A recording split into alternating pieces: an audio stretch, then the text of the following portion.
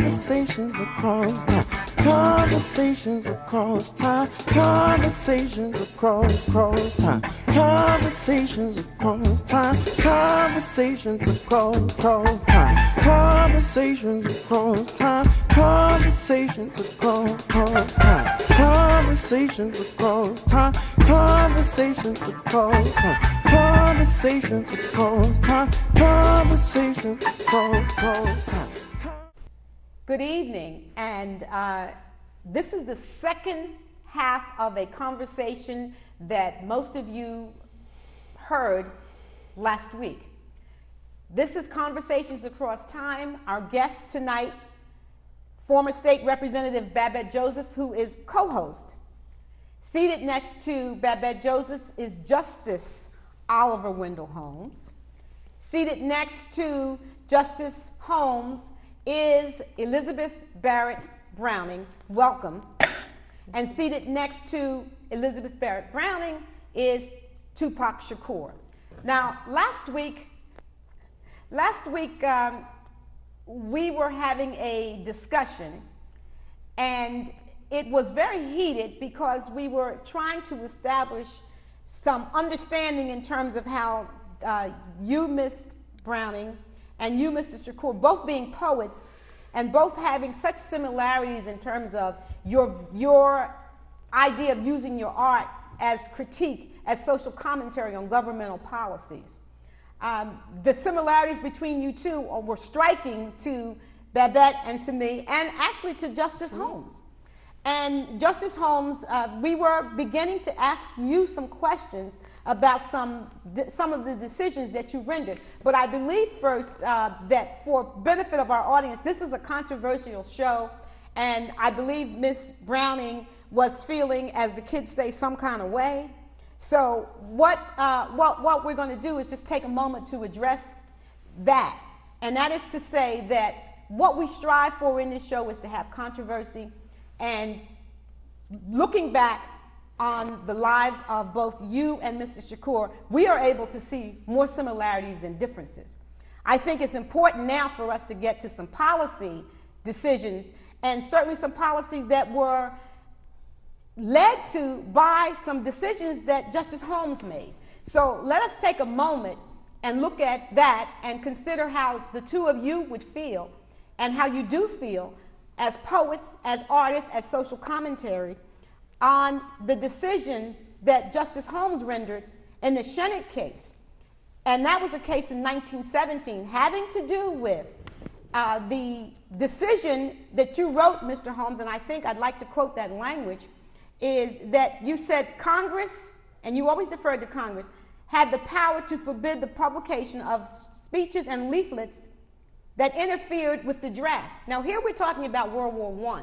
What's so interesting to Babette and I, having lived through the Vietnam era and protest about the draft, is that you thought that the idea that one would be distributing leaflets that was against the draft, and I don't know how you reached that conclusion, in that we are certain, as anti-war protesters ourselves, that there's always going to be that element of the population that keeps us focused on what's really occurring with wars. So I'd like to hear your justification for the abrogating free speech. First of all, you forgot to mention, Ms. Crawford, that there was a law passed by Congress called the Espionage Act.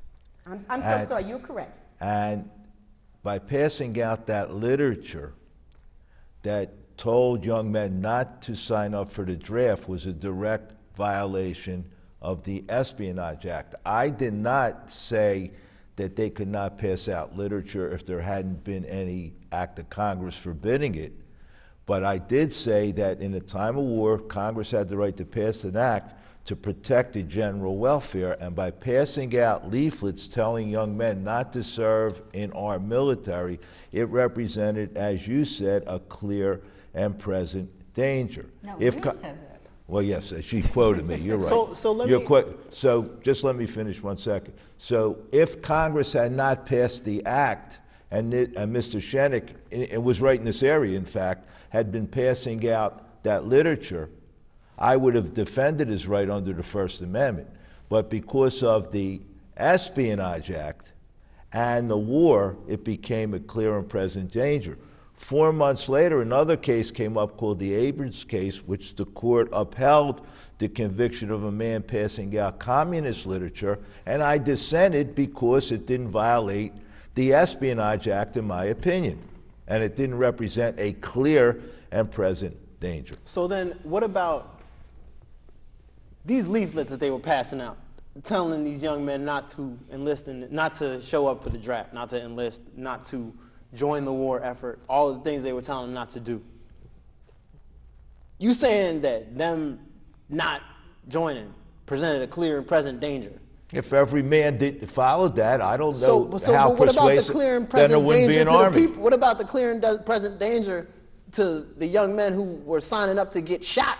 That's their job, I suppose he thought. Now, that's perfect, because that's what I was hoping somebody would say. Now we can explain why me and Elizabeth Barrett Browning are not the same. You're a wonderful poet, okay? That's great. And I admire your work. I think it's beautiful. Your way with words and the elegance with which you craft your phrases is spectacular. But that's not what we're here to talk about right now. What I'm trying to explain, and hopefully someone will hear me, is not that we're horrible people or that we're completely different or that we're never the same. I recognize that there are some things about us that's the same. But you know what ain't the same? Here's the difference right here. Now you got one man holding a gun. He's pointing it at another man. Okay? Mm-hmm. Now,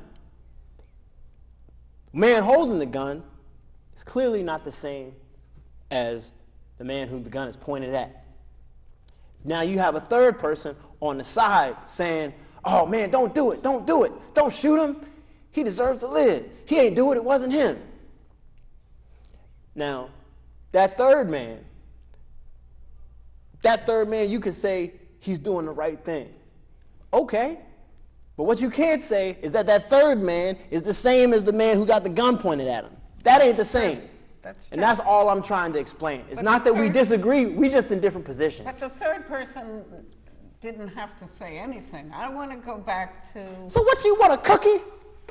I want to go back to what the Justice wrote, which says to me that if Congress passed a law that said, you can't make any political speech, you can't say anything about this war, then would you say that Congress could legislate away the First Amendment? That's what it sounds like to me you're saying. If it represented a clear and present danger, and if our society evolved in that, and I'd like to point out that Ms. Crawford pointed out about the war protest over Vietnam in the 60s and the 70s. Well, I want you to know that the government was going to use the Espionage Act and my ruling to put some of those anti-war protesters in jail and Not using surprised. the same ruling.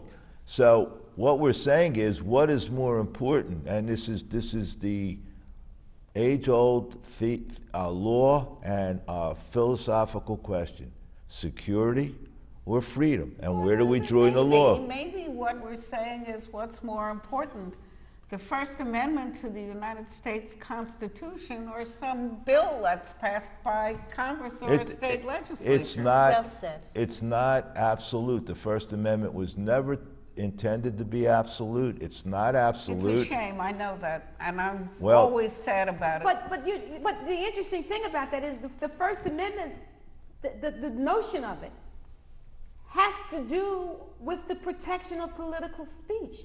And I do not understand how you make the difference between Mr. Shenick saying being anti the war, being anti the draft, being anti the draft, and how is that not political speech as protected If under the Mr. First Shenick Amendment? had simply said the war is wrong, or he thought the United States was in error in entering into the war, or that the war was a conspiracy among capitalists, he would have Which the it right. was. I'm so glad you admitted that.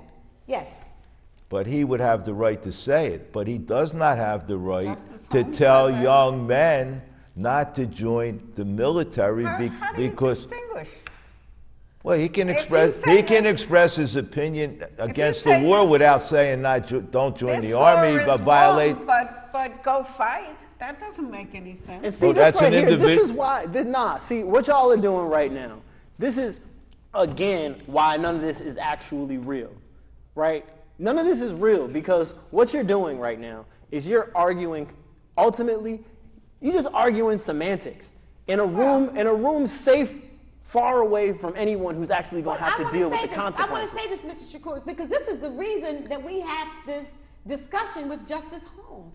Because semantics is what Counts. the Supreme Court, that's what they do. They slice, dice, mince, chop, and whatever to And it reach the takes us conclusion into that a- they want to reach. But And you it put, takes but- us into a future which is shaped this way or this way or this And- way and in or fact- that way. And it's happening today. It is happening today with the Supreme Court. And you know, you've got some justices that actually, I believe they worship at the shrine of Oliver Wendell Holmes. But they don't even, I understand what you're saying, and I Yes. recognize that part of shaking out laws is recognizing the importance of semantics and clarifying positions. I get that. I understand you're a jurist is what you do, okay? That's cool, but what we're separating ourselves from, which ultimately is the thing that matters, and I think even Justice Holmes would agree that this is the thing that ultimately matters, is what is the net result, okay? Well, so wait a minute. So if okay. you look at That's that, the first thing you said I agreed with. well, so if you look at that, right? Then if you look at that one thing, then ultimately what Justice Holmes is saying with those opinions, which he obviously wrote about, is 800 more. that the difference in these two situations is not the action, but the potential result. Now, I'm not saying I'm trying to justify it, but it's very clear. But I want to say something to you because Justice Holmes, one of the things that's so interesting, you represent a class. I was appalled that young people are taught in school to revere Oliver Wendell Holmes, this great jurist.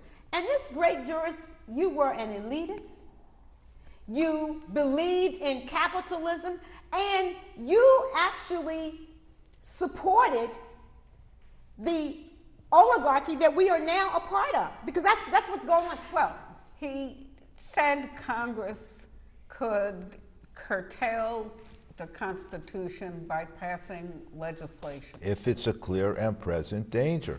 But I don't agree. I think that's that is what the clear and present danger is. and you know That something people's else? political street should Let me be give you a truncated. quick No, hypothetical. I'm going to ask, and you'll hold that for one moment. We have to take a break. But when we come back, I would like to hear your hypothetical on this issue, because right now we are living under the onus of two Supreme Court decisions, Citizens United and McCutcheon, which means that money equals free speech. And I'd just like to know how you justify the position that you took, because it seems to have led to where we are now with this recalcitrant Supreme Court that is now sitting. So we'll be back, and when we come back, Justice Holmes will have an opportunity to defend his position. Please come back. Thank you. Welcome back. Before the break, Justice Holmes was about to give us a hypothetical, and we'd like to hear that. All right, to Ms. Crawford and Ms. Josephs, suppose as a newspaper reporter, you had the United States plans for an invasion. Let's just say it were D-Day Normandy.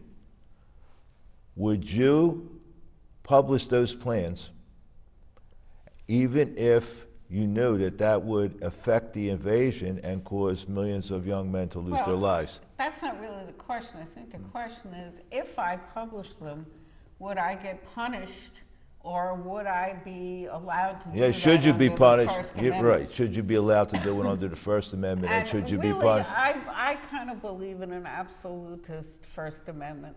Well, I that's where really we do. differ. I think it's really worth it.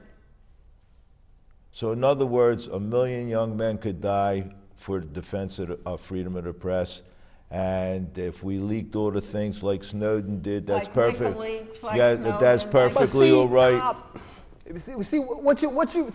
Now we doing it again, and this is exactly how this is the shit that I be talking about in our society. Okay, so look, so basically, you high horsing right now, you grandstanding trying to say that if you believe in absolute free speech, then you believe that all these hundreds of thousands of young men who didn't really want to be there dying anyway, they should just die because you get to say what you want to say. But you just said that though, and you know if you say that out loud again one more time and then say it inside your head and then say it out loud again, you know that shit is crazy. You know it is. Because so I get to say whatever I want to say. That's the core of clear and present danger. So now let's be real though. Let's be real. Because see, this is why, now I'm going to bring this shit all the way back. This is going to fuck y'all up. So look, this is exactly how this shit works. This is the real version, all right? So the reality that we all face is we have these decisions, and they're all ugly decisions, but the decisions are ugly because the people who put us in the position weren't thinking about the decisions that we would ultimately have to face. See, this is why... You're making my point. I'm making your point and destroying it at the same time because neither version is pure. If we had a real First Amendment, I don't know that we would be in a war where people's plans could be leaked that way. But none of this shit is real. That's what I'm trying to. This is what it's real. Are you talking about? It's real in its impact. The impact of everything is real, but the First Amendment ain't real. The whole Constitution ain't real. It's on paper. In fact, if you go back and look at Justice Oliver Wendell Holmes' decisions, it's very clear that even this celebrated American jurist, American jurist recognized that the Constitution was a sketch. This shit ain't real. It's a sketch. Now, can you use it? It's a real sketch. It exists on paper, but it's not. It's a real sketch. These are not the laws of men. But these are not the laws of men in real life. I guess what I need to do. It's an evolving document. It's exactly right. Life is an evolving document. Because what I need to do is I feel that it is insulting to the citizenry to say that the First Amendment is not real. Because if the First Amendment is not real, then what are we doing? Now, hold up. Be a real nigga right now. You know the First Amendment ain't never been real. Okay. You know it hasn't. Absolute, but it's real. We're sitting here saying all kinds of stuff that wouldn't be allowed in countries that don't have a First Amendment. And this is the other thing. We're sitting here talking to a Supreme Court jurist. We're sitting here talking about, and I'm going to call them out, we're sitting here talking about Scalia and Thomas. Yes. We're sitting here talking about them. And if the First Amendment were not real, would we be able to do that? And so I don't think so. And I respect you, Mr. Shakur. I respect your rage, but this is the one thing that I have to say, that we would not be allowed to have this conversation if we were in Russia. We just wouldn't be able to do it. But let's go back to what you just said 3 seconds ago, which is we wouldn't be allowed. Here's what you're forgetting. We are allowed to sit here and have this discussion. Yes. We're not free, which is why I'm trying to explain to you that the First Amendment ain't real. It's not. We not free. The First Amendment does not answer every question. The First Amendment is not an elixir. The First Amendment is not a magical spell. And it's not absolute. The First Amendment That's the First Amendment. Magical spells would be more real than the First Amendment. It's not absolute. Now we got to the metaphysical, which is something that I'm sure Ms. Browning would like to jump in here on this. Yes. Indeed. I'd like to address a few things, if I might, without being interrupted by you. I respect your zeal. I respect your rebellion. I respect the fact that you have a voice. And from what I've read, I respect what your voice has spoken to me. And that's where I began at this table with you. What I'd like to say now is simply this. There comes a time when you have to pull back and realize that we're not all so different. You want that difference. You're a segregist. I don't want a difference. I You bleed the claimed, difference. then that is your need, sir. That is not my need. How I need to die? Explain to me how I feel How a I need need to die. be an invalid. May I ask this question? When you say how do you need to die, are you referring to the dissension against the First World War? Is that what you're referring to? How I need to die? I don't even need to qualify that. The very fact that you would even ask the question suggests to me that you're not being for real right now. Let me explain what I mean when I say, how do I need to die? I didn't say that you were not being for real. No. Those words never came out of my mouth. It's not about that. It's not. Nothing is ever about anything except your opinion. These ain't opinions. These ain't opinions. These is facts. These is facts. They are your facts, We sir. not the same. Okay, so how you gonna? You just said I need to be different. How I need to be different? I was born black. You chose. She was born a woman. I in chose to an be era born black. Oh, hush. when women had no rights, really, basically, even white women. So The point is, sir, is that you are an antagonist, and that can be a wonderful thing in this world, especially when it comes to someone like the justice. Who am I antagonizing? You are antagonizing who all seems of to us. believe, however, that if Congress legislated away the First Amendment, or God forbid the Second Amendment having to do with guns, then they could do that. That's what you're saying. If it Is it evolved, not? if it evolved a clear and present danger, and it was the will of the people, it's not absolute. You can go through the history of the First Amendment. So you think what Congress does is the will of the people? How I about want to ask state you something. When you talk about legislators? Well, now you're getting, Miss Joseph, you're getting into a different question when you say what Congress does is the will of the people. I you're thought getting that's what you said. I no, take it no. back. I said it should be the will of the people. If you're talking about Congress 100 years ago or Congress now, maybe today's Congress isn't the will of the people. Maybe society changed, and maybe if I looked at certain isn't that cases something- now, I would look at them differently. However, I still insist on a clear and present danger. And there's an old saying: "Your right to throw a punch at me stops where my nose starts." So there's no absolutes. But I want to say this: when we talk about Congress, we talk about clear and present danger, and I'm not. I wanted to get us to the point that we were talking about citizens and we were talking about McCutcheon, and for the audience's understanding, citizens is the case decided by the Supreme Court, which essentially stands for the fact that money equals free speech.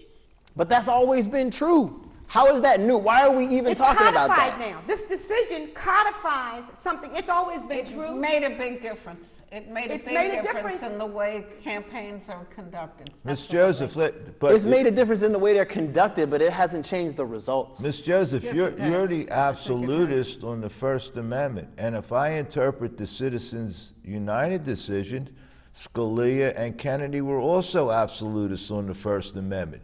So you can't be an absolutist on the First Amendment when it comes to protest against the war and then balk when they rule against you, when they say corporations have free speech just like you do. So I'm not an absolutist on the First Amendment. I said that when there's a clear and present danger and the will of people recognize that, we can legislate against it. If I were alive today, I would have supported McCain-Feingold. See, because I believe in limits on the First, right, and I believe in limits on the First Amendment, but on the one hand, you're an absolutist, and then when the current court rules absolutely on the First Amendment, you balk at the ruling on citizens and not. But that's okay. Well, I take her, you assume something, but that's fine. Yes, because I believe that the First Amendment pertains to citizens, pertains to individuals. I think that this notion that it pertains to corporations, it's what's troubling. I think that, how does a board get to make a decision and pump whatever money they want into And getting how a does specific money result? equal But speech? even And if how we, does money equal speech? but even if we accept your argument that corporations aren't individuals, there have been limits on individual campaign contributions. Yes, which and is quite left. and they're also, that's free speech as well. And speech If is you believe that money is speech. well, you could say that, then, but you can then, if you want to take it in current parlance, it would be advertising. Maybe you would not let somebody advertise something if they wanted to pay for a commercial. There's limits on that. There's a million different limits on speech. But I want to say this when you talk about individuals, because we cannot not have some mention of the McCutcheon decision, which stands for the proposition that, and this is the First Amendment argument Chief Justice Roberts advanced, that the core of the First Amendment was to protect political speech, and that from political interference, from governmental interference, even if the people might welcome it. So there was a time when, according to the election rules, you had to disclose where the money was coming from, who was paying for the ads. Still some groups have to, just not all groups. Not all groups, but McCutcheon stands for that there's an inordinate amount of money that can come into a political campaign, which means that I'm not as equal as you. Because if I don't have the same amount of money and the resources that you have, your free speech means more than my free speech. I think at some point there's something lost in that, and I think, Justice Holmes, I somehow believe that you led us down this precipitous path. I hear you saying that I you think if support the McCain Supreme finally. Court today had followed my precedents, they would have ruled In favor of in favor of McCain-Feingold and in favor of Congress's right to limit contributions, because there's no absolutes. They didn't change the contribution limits. They only changed the fact that certain corporations, which are not newspapers or television stations, radios, whatever, can do the kind of thing that newspapers do. That they can make recommendations, they can talk about issues, they can even support, I suppose, candidates, so long as the candidates I are. believe in free speech. I believe in the exercise of ideas in the marketplace, but there have to be limits on it, and it cannot represent a clear and present danger. See, here we go with the danger again. But see, here's what you got to understand.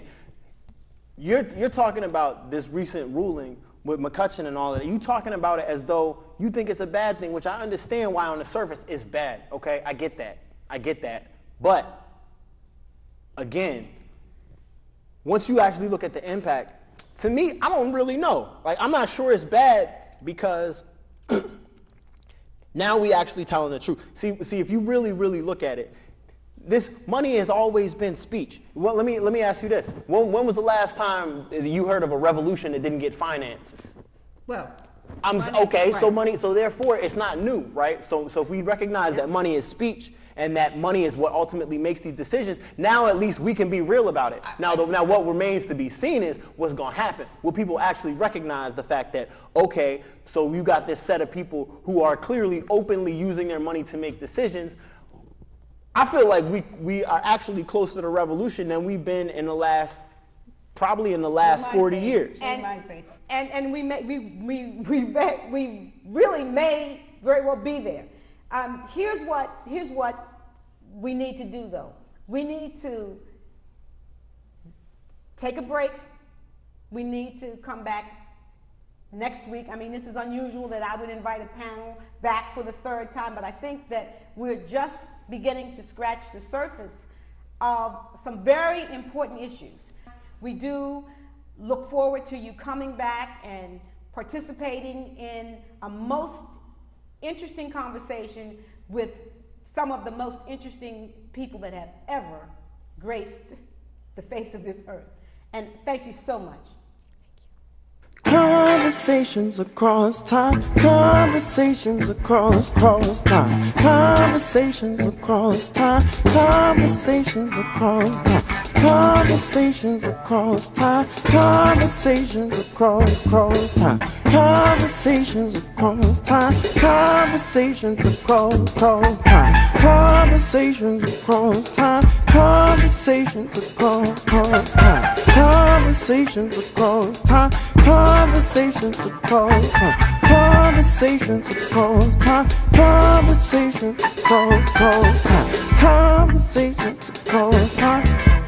across time. Conversations across time. Conversations across